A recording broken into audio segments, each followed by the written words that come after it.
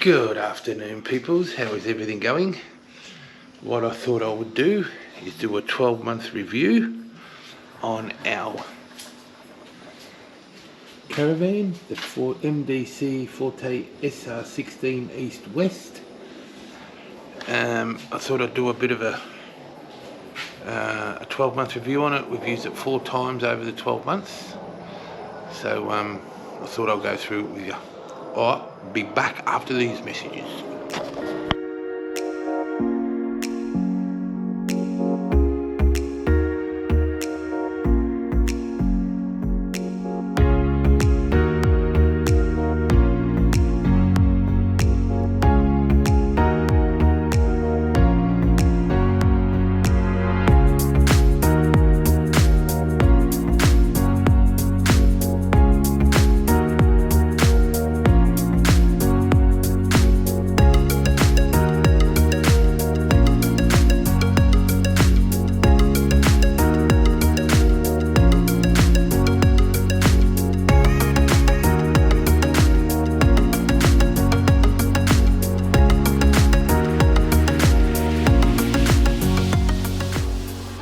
Rightio. Now look, we haven't really had any problems with it. A lot of people are having trouble with their stickers. We haven't had any trouble with them. But I'll go through a few things that I'm not happy with, and I'll tell you a few things what we like about it. Anyway, this is a table. This table here drops down, so you got a shelf. These locking things here, they're bloody useless. Absolutely useless they are. Look, it's turning and I haven't even got a key in it. Unbelievable. So I'll have to fix that. That's turning and I haven't even got a key in it. Watch. Yeah, they're useless. The key's just chewing them out. They're shit. They're worse. I'll have to change them. What else can I say about the van? It's got good storage, I must admit, on that one. So that's the storage in there. So it has really good storage outside in this boot. So I've only got a towel on it because it was hot yesterday. So we've got the DO35 hitch. I love it. It's great. We've got 2 gas bottles, but only got 1 on. I was surprised that it never come with any gas bottles. When you're paying 60 grand for a caravan, you think you get gas bottles. Anyway, but other than that, it's all good out. It's just the fucking cobwebs are everywhere. Get now. Let's clean them while we're going around, eh? Other than that, it's outside's fine. So we haven't any trouble with the stickers like other people are. But yeah. Alright, we'll go inside the van. But everything's working fine on the outside, except for these. They're shit. Absolutely shit. They're the worst. This is the worst. They just chew out. Alrighty, we'll take a seat. We will. Let's get some light in here. Yeah. Alright, so I would have preferred the island instead of the East-West. That's just my opinion, but my missus wanted to get the East-West. It can be a pain in the ass getting in and out of bed. If you're over near the wall at the back, you have to climb over each other. But you get more bench space, heaps more bench space if you get the East-West. If you get the Island, the fridge is here, and you get less bench space, so it's about to here, so you get less bench space, so that's why we went with the East-West. Another thing, I'll tell you all about this stuff in a minute. Another thing, on the East-West you'll get a plug here so you can charge stuff, but you don't get a plug on this side. Now on an Island you get all the plugs. You get a light there and down there, but you don't get one here. Thought they could have fitted one here or something, but other than that, we've had to put this topper on to make the bed comfortable.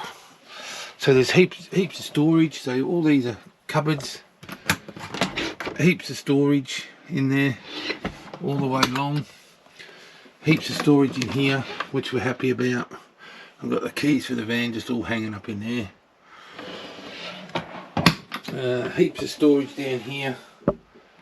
There's plenty of storage,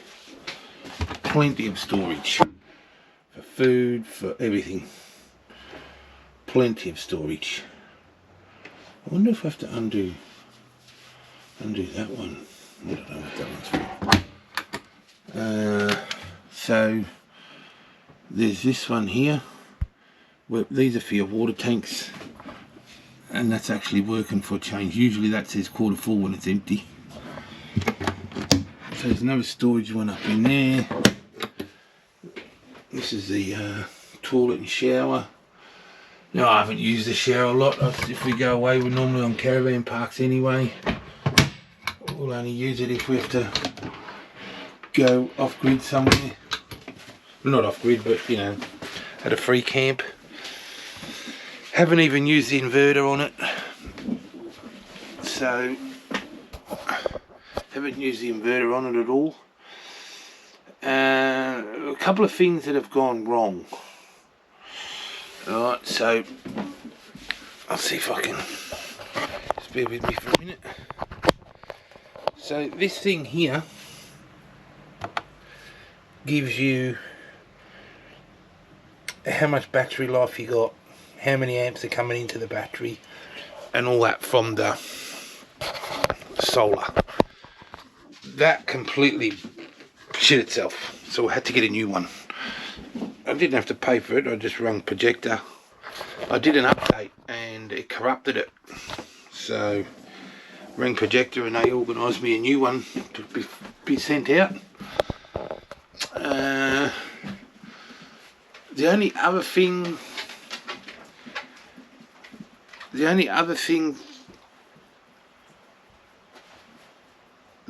thing wrong is the air conditioner had a complete meltdown. Yeah, complete meltdown. Totally stuffed. So we've had the van 12 months and we've used it, say, 4 times, and one of them was a 2-week trip. We only used the heater on that 2-week trip because it's the middle of winter. We've used the air conditioner twice. What happened was we were going away over Christmas and I thought, oh, I'll just make sure everything's working before we go away because it's going to be hot. Go turn the air conditioner on and nothing. Compressor, nothing. Condenser, nothing, whatever you call it.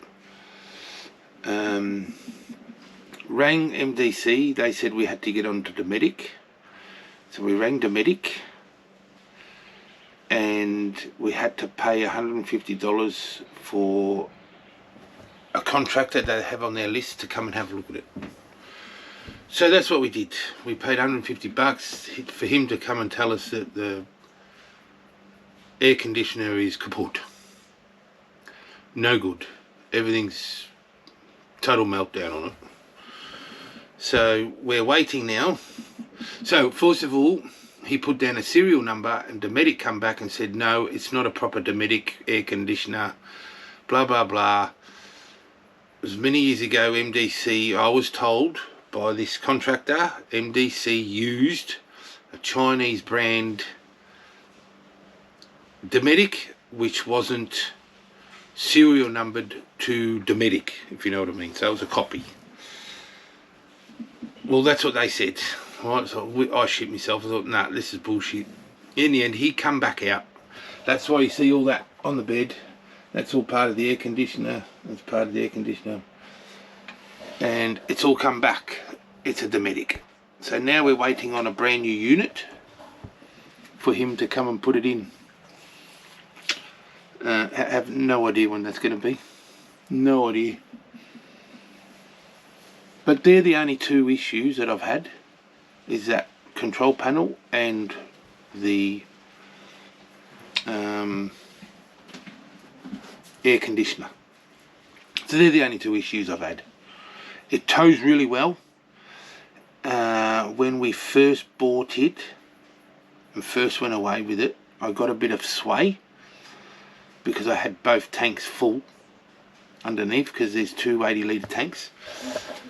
So then I started driving without the rear tank full, the water tank, not the grey water tank, because we've got a grey water tank as well. It towed a little bit better, but then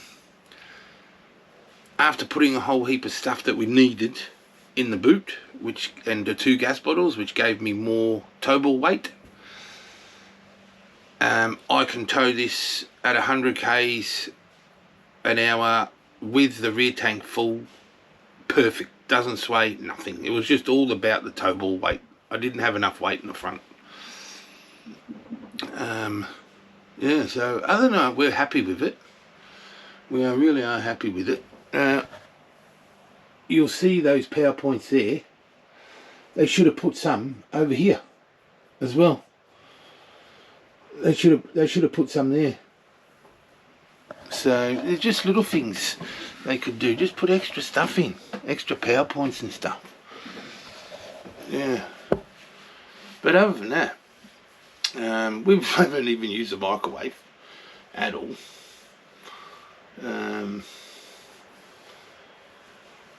I've used the shower once, and it doesn't matter how level your caravan is. You can have your caravan perfectly level. Right? When you're having a shower,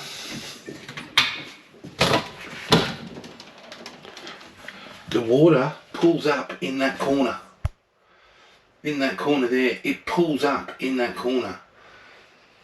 Now, it doesn't matter how level you have your caravan, it still pulls up in that corner. Don't know why. The only way to fix it is to have this side up a little bit.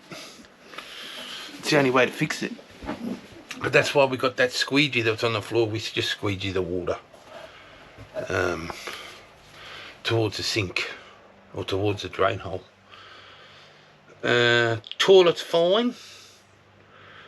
We haven't had any trouble with the toilet. A Thetford toilet.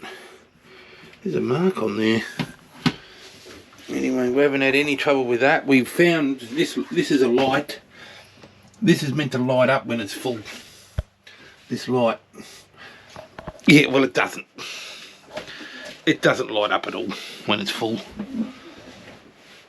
Well, that's what I mean, others might, it might on other people's ones, but on our one it doesn't. And I just can't be fucked. Unless you have to press it. There's a button there to press. No. Anyway, it doesn't light up. It's meant to light up when it's full, but it doesn't. I can't be bothered with it. We know when we have to empty it. Yes, other than that, all in all, it's a good caravan. It really is. This table, bit shit. I mean, have a look at that. So I am going to try and get a new table with the stem underneath, which is a bit more sturdier, you know, the telescopic ones, because it is shit. It is shit. You try and have your dinner on it and it's just all over the fucking place. What else? Oh, these things here. Be careful with these grey things. These attach, you come down here and they click together and you undo it to lift it up. Right, these come off pretty easy. The fucking dog leaned, oh I shouldn't swear, the dog leaned on one over the bed and it flicked off. Well, we found it under the bloody mattress. So they come off pretty easy, but they go back on all right. So all your projectors and all that sort, all your projector stuff is under this seat. There's storage under the seat that I'm sitting on,